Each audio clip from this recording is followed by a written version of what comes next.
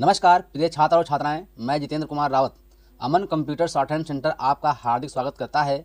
जो छात्र और छात्राएं सिंह प्रणाली शॉर्ट हैंड पूरी किताब पढ़ चुके हैं और उस किताब के मैटर की भी शॉर्ट हैंड डिक्टेशन स्पीड बना चुके हैं और उन्हें अधिक शॉर्ट हैंड डिक्टेशन स्पीड बनानी है तो संपर्क करें, क्योंकि हमने रामधारी गुप्ता की किताब में से 203 पेज डिक्टेशन के लिए हैं, जो प्रत्येक पेज में 400 शब्द हैं, जिनका डिक्टेशन 60, 80, 100 व 120 शब्द प्रति मिनट की स्पीड से 400 व 800 शब्दों पर दिया गया है।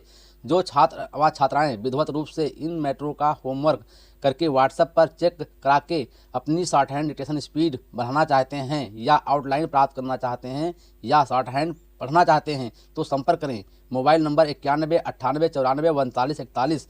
दूसरा है 700 790 52 75। अतः संपूर्ण पढ़ाई व्हाट्सएप पर वीडियो के माध्यम से कराया जाएगा। धन्यवाद। सभापति महोदय, किसानों की उपज की आप ना अधिक कीमत दे सकते हैं, ना अधिक उपजाने के लिए जो साधन देश में उपलब्ध है उनकी तरफ आपका ध्यान जा रहा है। जो कुछ आप कर रहे हैं उससे कोई अच्छा भविष्य नज़र नहीं आ रहा है। मैं यही कहना चाहता हूँ कि आप देखें कि आपके कार्यक्रम में कहाँ त्रुटि है, कहाँ कमी है। आपने कर लगा रखे हैं, आपने जो कर लगाए हैं वे तो लगाए ही हैं। हमारे प्रदेश में तो ज़मीन पर 25% ज़्यादा कर भी लगा दिया गया है। इतना बोझ अगर किसान पर होगा तो उसकी कमर टूट जाएगी।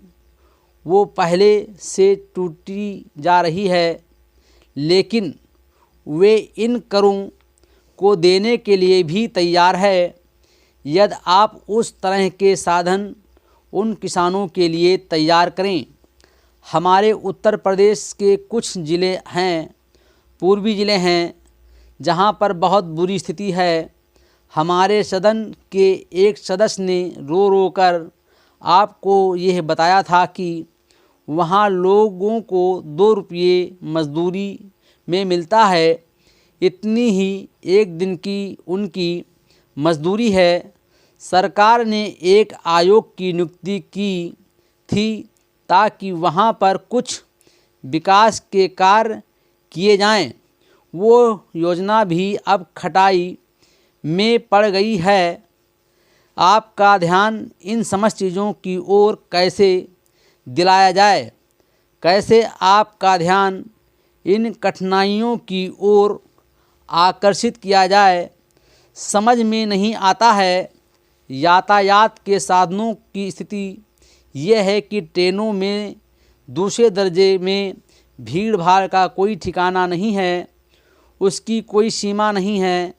हर रोज़ ऐसा मालूम पड़ता है कि कोई मेला चल रहा है।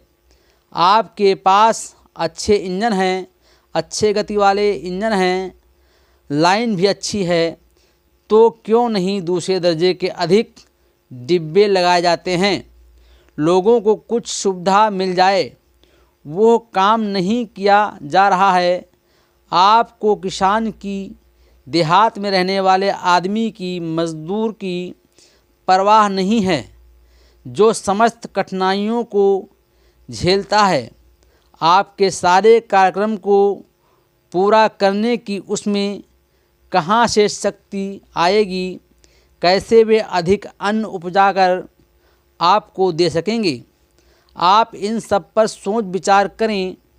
आपने बड़े बड़े फार्म बना दिए हैं, क्या उन्हें आपके फार्म से कोई लाभ मिल रहा है? सभापति महोदय, सरकार ने कई कृषि फार्म खोले हैं। क्या ये फार्म घाटे में नहीं चल रहे हैं? अगर सारे खर्च जोड़ दिए जाएं, बड़े बड़े अधिकारियों के वेतन जोड़ दिए जाएं, तो पता चलेगा कि सारे ये कृषि फार्म घाटे में चल रहे हैं। क्या इसी तरह से आप सारे किसानों को घाटे पर खेती करने के लिए मजबूर करेंगे?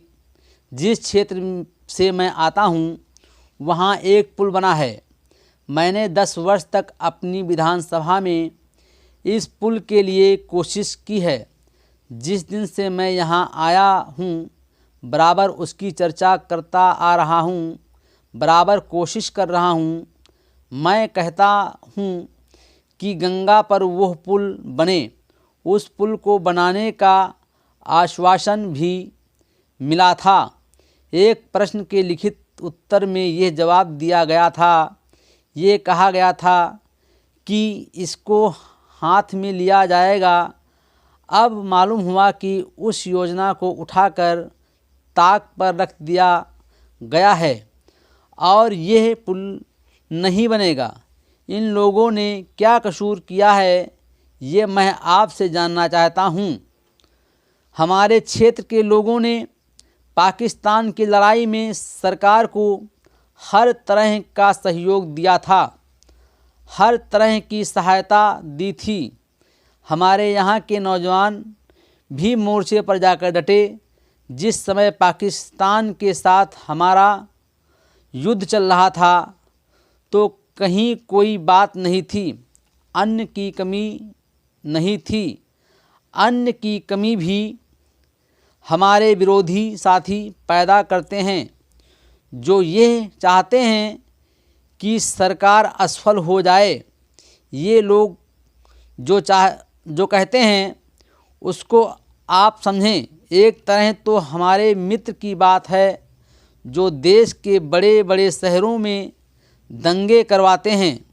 दूसरी तरफ हम हैं जो कि इनकी बातों को नहीं समझ पाते।